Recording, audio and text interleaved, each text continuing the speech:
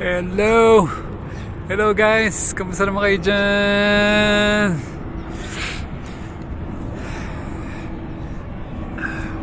Kahapon ba nag-vlog tayo o isang araw?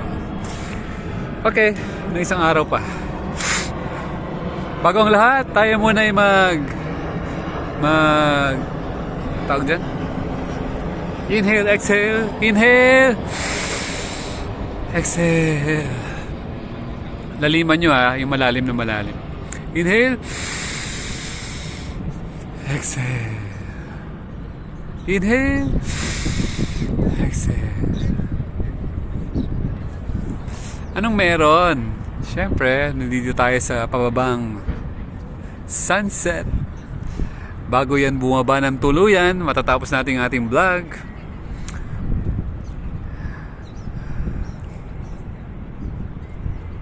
Ang ganda ng view, no? Amazing. What? What? Anong naalala mo pag nakakita ka ng ganyang sunset? Sino ang iyong memory? Ano na yan eh? Bihira na yan mangyari sa buhay ng tao.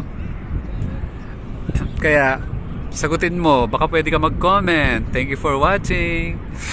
Mag-comment ka, sabihin mo, sino bang naalala ko tuwing sunset? Meron tayong mga memories eh. Sige nga, sagutin mo nga sa sarili mo, sinong naalala mo pag sunset? Ako, naalala ko yung aking anak. Parang mga 4 years old pa lang siya noon. 4 or bago mag 4, basta within 4. Pumupunta kami doon sa Cavite City, nagbabike ako doon. Siguro abutin din yun ng mga 10-13 kilometers. Palahin mo, binabike namin yun nung anak ko galing dito sa Bacoor. Tapos pupunta kami doon, tapos mag-beach. Basta yung huling punta namin doon, hinintay namin bumaba yung araw. Pag doon kasi banda, yung sunset, talagang kitang-kita mo na humahalik ang araw sa ocean. Gano'n siya kaganda. Kaya namimiss ko tuloy yung aking anak. So, ayan na, bumababa na ang araw. So ikaw, sinong naalala mo sa sunset?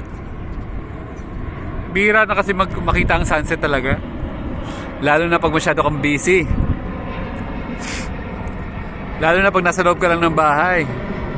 Magugulat ka lang dumilim na, hindi mo nakita paano dumilim. Pag meron kang time manood ng sunset, ibig sabihin, hindi ka busy. Meron kang panahon para panoorin ang kalikasan.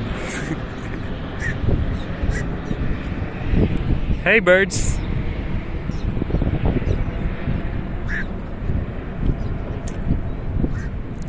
Pag pinapanood ang sunset, parang tumitigil ang oras.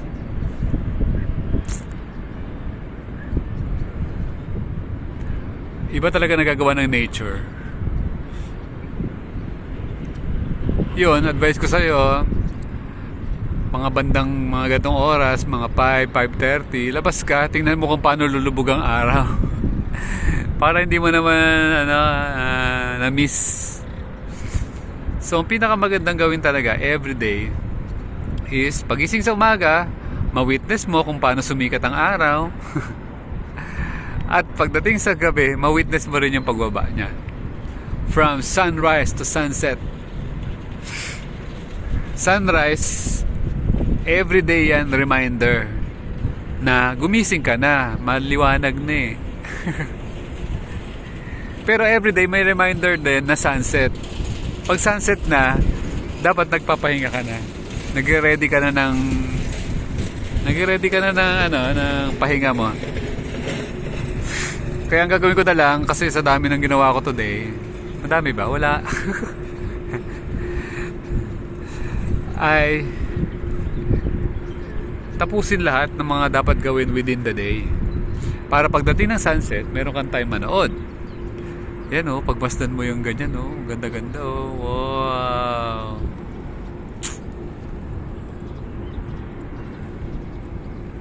Dito ka pa sa tabi ng ocean. Okay. Anong importansya naman ito? Ang importansya nito is ma-appreciate mo yung daily life. Kasi yung ibang tao nga oh, lumilipas yung isang linggo, hindi niya namamalayan. Pag hindi mo na namamalayan yung linggo, ibig sabihin masyadong maraming busy ka na nun. Hindi ko nakikita positive yun. Medyo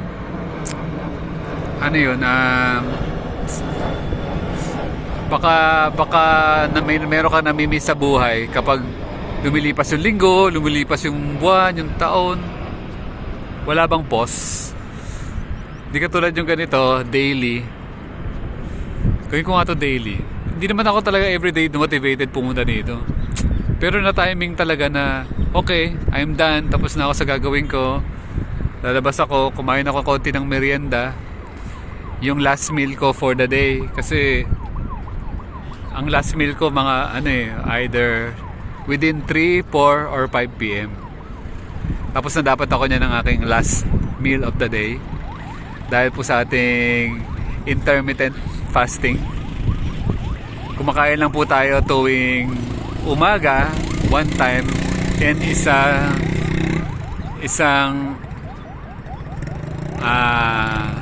hapon. Nasanay na yung katawan ko. Satisfied naman ako sa kinakain ko. Yung gusto ko talaga kainin, nakakain ko talaga. So, kaya lumabas ako kanina para kumain ng aking last meal for the day. So ngayon, pag uwi ko ng bahay, magmumuni-muni, baka makapagtawag ako ng mga 2 or 3 calls. Tapos magpapantok na hanggang sa makatulog na. Grabe no. Ano pa ginawa ko ngayong araw na to?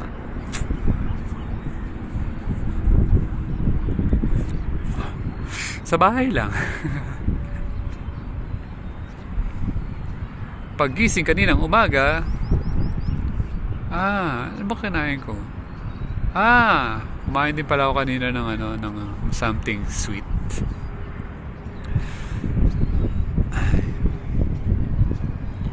So, lesson for the day. Appreciate every day. Every day, find something na pwede mong gawin, na pwede kang maging masaya, pwede kang mag-pause sa life, tapos i-appreciate mo ano bang nangyari for today. Happy naman? Madami ako na fulfill for today.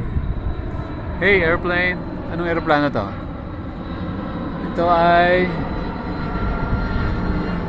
dapat alam ko to eh. Usually alam ko yung mga aeroplano. Kulay green. Ano yan? Ano yan? Hindi ko pa kilala. Laki niya.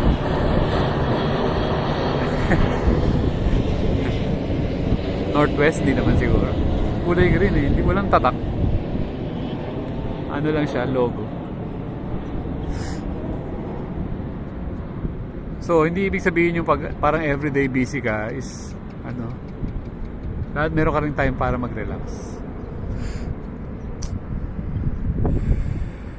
Meron bang over-relax? Meron bang nai-stress sa sobrang ka-relax? Isip ko, may stress ba ako pag nasobrahan na ako sa relax? Tingin ko hindi naman, wala naman. Kasi ganito talaga ang mas mas prefer na life ko, yung parang meron kang tayo makapag-vlog, makapag-talk dito sa vlog natin, ma-update natin ang ating mga viewers, and na-appreciate ko yung life. Thank you.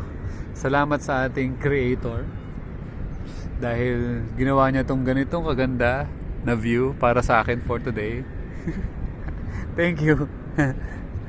And ang daming happiness today. Ikaw, baka meron kang gustong pasalamatan. Pwede mo i-comment dyan.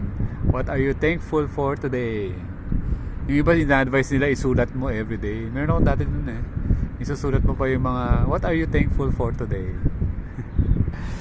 Kasi the more you are thankful for the things that you have, magugulat ka na lang lahat ng mga unti-unti mong gusto, kusang dumarating na. Kasi dumarating talaga sa buhay natin yung what we deserve. Tulad ng lesson sa movie na pinanood ko nung isang araw. What you seek is seeking you. Wow. Kung ano yung dumarating sa'yo, yun talaga yung hinahanap mo. Darating yan, huwag kang mag-alala. Akala mo lang kasi ikaw yung naghahanap, pero hinahanap ka rin nung hinahanap mo. Wow! Biglang naipasok. So, have time sa pagpunta sa nature. Have time makipag-usap sa iyong mga mahal sa buhay. I appreciate my bike. 3 taon ko na itong kasama. I appreciate all the people that's around me. Lahat ng nagsusupport sa akin. Lahat ng mga nakikita kong mga ngiti. Smile lang, masaya na ako sa mga smile na nakikita ko everyday. Kaya na talagang wala ng araw So, I appreciate you. Thank you very much for watching. Pagtsatsaga.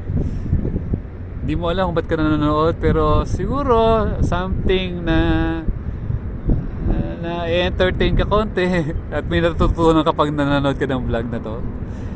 And I wish you more success. Success meaning lahat ng bagay na gusto mong gawin, nagagawa mo.